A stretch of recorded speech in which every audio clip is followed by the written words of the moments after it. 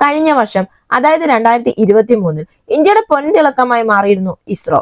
Aditya L1, Chandrayaan 3 south പോളിൽ land ചെയ്തു. ഗഗൻയാൻ എന്നിങ്ങനെ തുടരുന്നു ഇസ്രോയുടെ വിജയ പരമ്പരകൾ. ഇപ്പോൾ ഇതാ ഈ 2024 ISROയുടെ പുത്തൻ തന്ത്രങ്ങൾ. കാലാവസ്ഥ പ്രവചനത്തിൽ അത്ഭുതമാകാൻ ഇന്ത്യയുടെ ഇൻസാറ്റ് 3DS. ഇന്തോ പസഫിക് മേഖലയിലെ കാലാവസ്ഥ നിരന്തരം നിരീക്ഷിക്കാൻ പുത്തൻ സാങ്കേതികതയുമായി പറന്നുയരുകയാണ് ഇന്ത്യയുടെ ഇൻസാറ്റ് പരമ്പരയിലെ ഏറ്റവും പുതിയ ഉപഗ്രഹം. ഫെബ്രുവരി 17 ശ്രീഹരിക്കോട്ടയിൽ നിന്നും വിക്ഷേപണം. അടുത്ത കാലത്ത് വലിയ മാറ്റങ്ങൾ സംഭവിക്കുന്ന ഇന്ത്യയിലെയും ഇന്തോ പസഫിക് മേഖലയിലെയും കാലാവസ്ഥ നിരന്തരം നിരീക്ഷിക്കുകയാണ് ഈ ഉപഗ്രഹത്തിന്റെ പ്രധാന ചുമതല. 2013 ജൂലൈ 25 വിക്ഷേപിച്ച ഇൻസാറ്റ് 3D, 2016 സെപ്റ്റംബർ 8 വിക്ഷേപിച്ച ഇൻസാറ്റ് 3DR എന്നിവയുടെ തുടർച്ചയാണ് ഇൻസാറ്റ് 3DS. ഈ രണ്ട് ഉപഗ്രഹങ്ങളുടെയും പ്രവർത്തനങ്ങൾ തന്നെ ഏറ്റവും മികച്ച സാങ്കേതിക ഉപകരണങ്ങളുടെ സഹായത്തോടെ ഇൻസാറ്റ് 3DS കൂടുതൽ കാര്യക്ഷമതയോടെ ചെയ്യും. കേന്ദ്ര ഭൗമശാസ്ത്ര മന്ത്രാലയത്തിന് വേണ്ടിയാണ് ഇന്ത്യൻ ബഹിരാകാശ ഗവേഷണ സ്ഥാപനം ഇസ്രോ ഇൻസാറ്റ് 3DS വിക്ഷേപിക്കുന്നത്. ഇതിന്റെ ഭാരം 2274 കിലോഗ്രാം ആണ്. ഈ ഉപഗ്രഹത്തെ അതിന്റെ ഭ്രമണപഥത്തിലേക്ക് എത്തിക്കുന്നത് ഇന്ത്യയുടെ കരുത്തുറ്റ റോക്കറ്റായ GSLV F-14 ആണ്. ഭൂമിയിലെ കാലാവസ്ഥ, സമുദ്രങ്ങളുടെ സ്വഭാവവും പരിസ്ഥിതിയും തുടങ്ങിയ ഇടപെടാതെ കണ്ണും നട്ടു നോക്കിയിരിക്കുകയാണ് ഇൻസാറ്റ് 3DSന്റെ പ്രധാന ചുമതല. അതോടൊപ്പം തന്നെ അന്തരീക്ഷത്തിന്റെ വിവിധ കാലാവസ്ഥ ഘടകങ്ങളെ കുറിച്ചും ഇത് പഠിക്കും.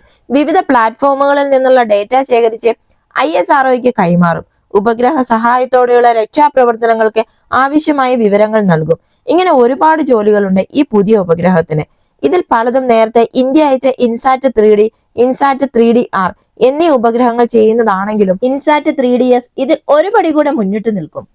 തുടർച്ചയായ ഉപഗ്രഹ ചിത്രങ്ങളിലൂടെ അന്തരീക്ഷത്തിലെ മേഘങ്ങളെയും ബാഷ്പകണങ്ങളെയും നിരീക്ഷിക്കൽ, കടലിന്റെയും കരയുടെയും മുകൾ ഭാഗത്തെ താപനിലയുടെ പരിശോധന, മേഘങ്ങളുടെ പ്രത്യേകത ഉൾപ്പെടെയുള്ള മൈക്രോഫിസിക്കൽ മാനദണ്ഡങ്ങൾ, മൂടൽമഞ്ഞ്, മഴ, മഞ്ഞിന്റെ ആഴം, തീ, പുക, കരദ്രവ പൊടിപടലങ്ങൾ, മലിനീകരണം, ബാഷ്പക്കാറ്റ്, ഉയർന്ന ഭൗമാന്തരീക്ഷത്തിലെ ആർദ്രത, ഓസോൺ തുടങ്ങിയവയെ ആധാരമാക്കിയാകും പഠനങ്ങൾ നടക്കുക.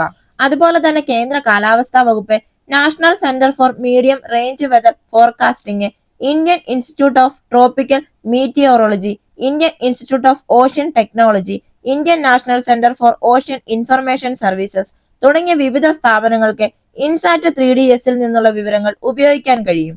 ഇതിന്റെ പണികൾ ചെയ്യാൻ വേണ്ടി 6 ചാനൽ ഇമേജർ, 19 ചാനൽ സൗണ്ടർ പേലോഡുകൾ, ഡേറ്റ റിലേ ട്രാൻസ്പോണ്ടർ, രക്ഷാപ്രവർത്തനം ട്രാൻസ്പോണ്ടറുകൾ എന്നിവ ഉപഗ്രഹത്തിൽ ഉണ്ടാകും. ഭൂമിയെയും പരിസ്ഥിതിയെയും 6 വ്യത്യസ്ത തരംഗദൈർഘ്യ ബാൻഡുകളിൽ നിരീക്ഷിച്ച് ചിത്രങ്ങൾ പകർത്താൻ ശേഷിയുള്ള മൾട്ടി സ്പെക്ട്രൽ ഇമേജർ ആണ് ഉപഗ്രഹത്തിലുള്ളത്. സൗണ്ടർ പേലോഡുകൾ ഉപയോഗിച്ച് വെർട്ടിക്കൽ പ്രൊഫൈൽ പകർത്തി ഭൂമിയുടെ അന്തരീക്ഷത്തിലെ താപനില, ആർദ്രത എന്നിവ കൂടുതൽ കൃത്യമായി കണ്ടെത്താൻ കഴിയും.